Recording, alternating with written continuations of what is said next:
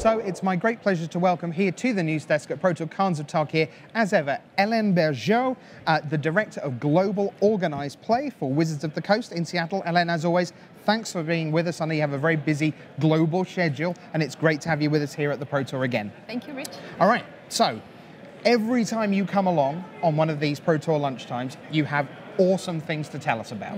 So what's the plan this time? So this time we are going to talk about a very topic which is very important to me, which is Friday Night Magic. Okay, so Friday Night Magic, one of the most long-standing organised play programs for Wizards of the Coast. So what's going on in the world of FNM? So FNM, just like it's such, so much at the core of organised play. For many players around the world, is the opportunity to meet with their friends, new ones and old ones, and play Magic. So have fun playing Magic. And we really want to take that program to the next level, just like expand that by making it possible for players to have even a better experience at FNM. So we are making a couple of changes to FNM. All right, so you're taking a kind of fresh take on it. Will it still feel like the Friday Night Magic that everyone knows and loves? We want to make it even better, actually, because, just like there are so many ways to play Magic. And that's what we want to make available at every single FNM. Okay, so typically your Friday Night Magic, certainly thinking, within my experience, you're going to be playing standard, maybe you fire a little bit of a modern FNM, something like that, usually constructed, or maybe there's a draft in there somewhere, I guess. Yep. So, I mean, what else is there, Helene? What else are you going to do? What else? Well, just like we are going to make it possible for stores to run a ton of different formats. A ton of different formats? Yes. I think we should take a look. Show us the list of the new FNM formats. Here we go. Good Lord. Yes. Good Lord, Helene. That's what we're talking about.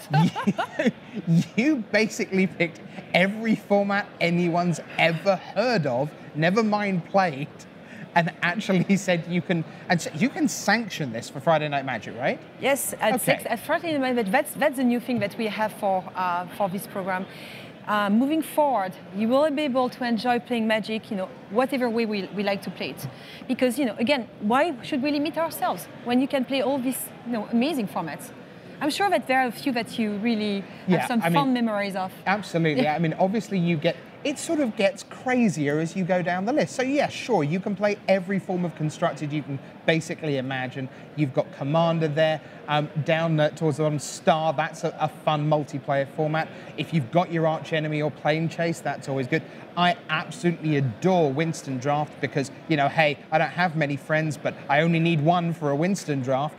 And Backdraft, if you've never done one of those, this is not a Kurt Russell reference. This is straightforwardly, you pick the worst card you can possibly imagine, clue, it won't be Surat Dragonclaw, and you put that in your pile, and then eventually, because of course in the end only good cards will be going round, you end up with that, and then your pile gets given to your opponent, and they have to beat you with your pile of hopefully hideous cards. And as for Rotisserie Draft, anytime you've got 7 or 8 days spare at a time, nothing beats a Rotisserie Draft.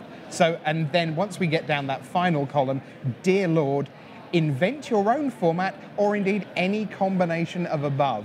It's like you're like the Baskin Robbins of Magic. It's like 31 flavors and just pretty much anything you want. Now, one of the obvious questions is, that's an awful lot to choose from, and I might think I want to do Backdraft or Rotisserie or Grand Melee, whereas, my next neighbor might decide that they want to play Legacy. So how do we go about choosing our FNM formats? So the first thing that I would recommend is just like, it's for the players to start talking with their local stores so that they can just like say, hey, we would love to be experiencing this or this format, so that the stores have an idea about what these players are looking for.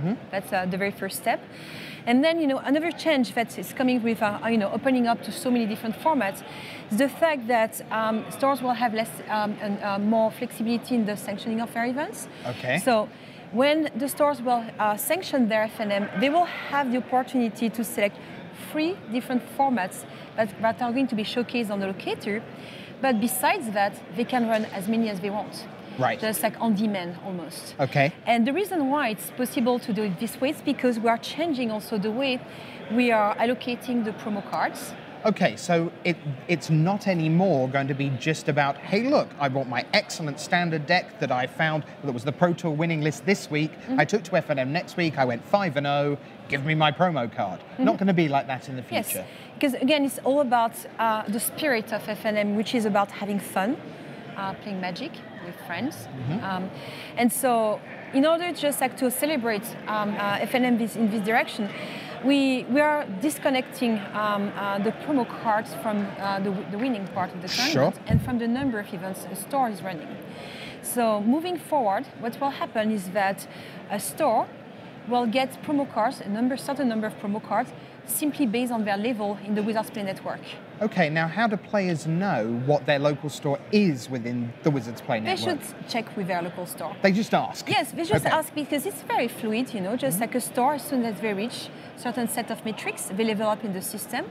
And so to give you a sense about what I was talking about the allocation of cards being based on levels, moving forward, core stores will get 5 cards, advanced stores will get 10, and Advanced Plus, which is like a very recent, level that we introduced very recently, will get 15. Okay. So we are just like making sure that, you know, the stores can have more flexibility and be more creative as well in the way they decide to distribute their promo cards to their players. Yeah, I mean, this sounds fantastic. Apart from anything else, I can imagine stores running sort of store championships based on 15, 20 formats through the course of a year where people are just, okay, well, I managed to go 2-1 in this format and then a week later I did this. It sounds absolutely fantastic. Now, Friday Night Magic is very much the community level where winning is not super important and fun is. Pro Tour Qualifiers, we want to have fun, but it's most fun when you win. Yes. Right.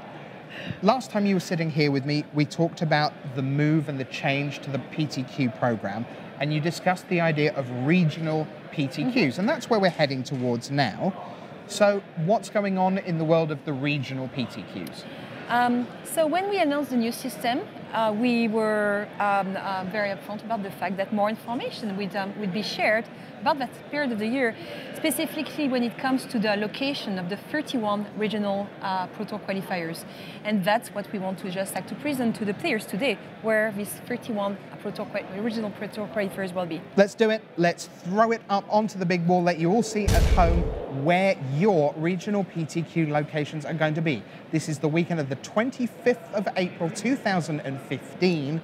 So if you qualify to get to one of these regionals, you can go, Helene, let me just check this is right, you can go to any one of these of your choice. If you happen to win your preliminary PTQ in Paris, you can decide that you want to play your regional PTQ in Kuala Lumpur, as an example. Yeah.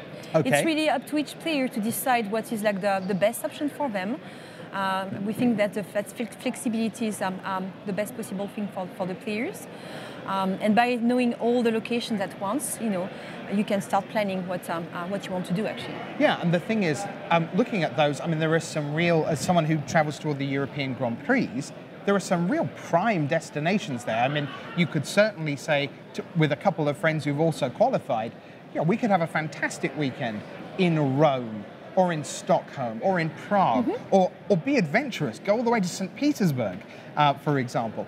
Now, how did you actually go about, because I'm looking, I mean, a lot of these are what I would call marquee cities. How did you go about choosing them? Well, we wanted to make sure that we would pick some locations that would be both accessible for local players, where we have, you know, a certain number of players, and also that would be accessible to people traveling.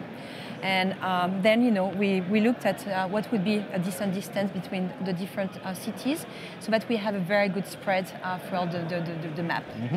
That's what our goals are. All right. Well, those are 31 great cities, that's for sure. Now, people love free stuff. I seem to recall that if you qualify for one of these regional PTQs, you get a participation promo card. It's very good memory. Just like for the regional PTQs, we are really working very hard with the tournament organizers who are selected to run these events to provide a good experience for the players, because you made the step to win your preliminary PTQ. So once you reach the regional PTQs, that you feel you have accomplished something. Okay. So first off, we'd like to just make it very clear that all the regional PTQs will be won't have any entry fee, right? So players won't have to do that. But even more interesting is the fact that we were thinking that as a token of our appreciation, a very cool promo card would be appreciated. Okay. Yes. So is it like a forest or something? Is it a basic land? Not really. Not a basic land. Well, yeah. Is it an instant? It's not an instant. It's a counter spell. It's a counter spell. Be more ambitious. Okay. Just like I was discussing with our colleagues from some research and development and say, we really want to have a super cool card. And then Forsyth came back to us and say, I have this one, but maybe it's a little bit too much. And all of us will say, bring it. All right, bring it. What is the participation promo card for the regional PTQs? That, my friends, is Liliana of the Vale. You will get one of those in all its lovely glory when you go to your regional PTQ. And they don't have to win any matches, do they? They just appear at the regional PTQ. You just have to sit down, and then you get your card. That's fantastic. Simple. So Liliana of the Vale is the regional PTQ participation promo card for 2015. Weekend of April 25th will be those 31 power-packed regional PTQs. And meanwhile, get down to your local store and start shaping the new F&M that's coming your way in 2015. Helene, as always, thank you so much for being with us here, the Director of Global Organised Play, Helene Bergeot, with this time's edition of the Organised Play announcements.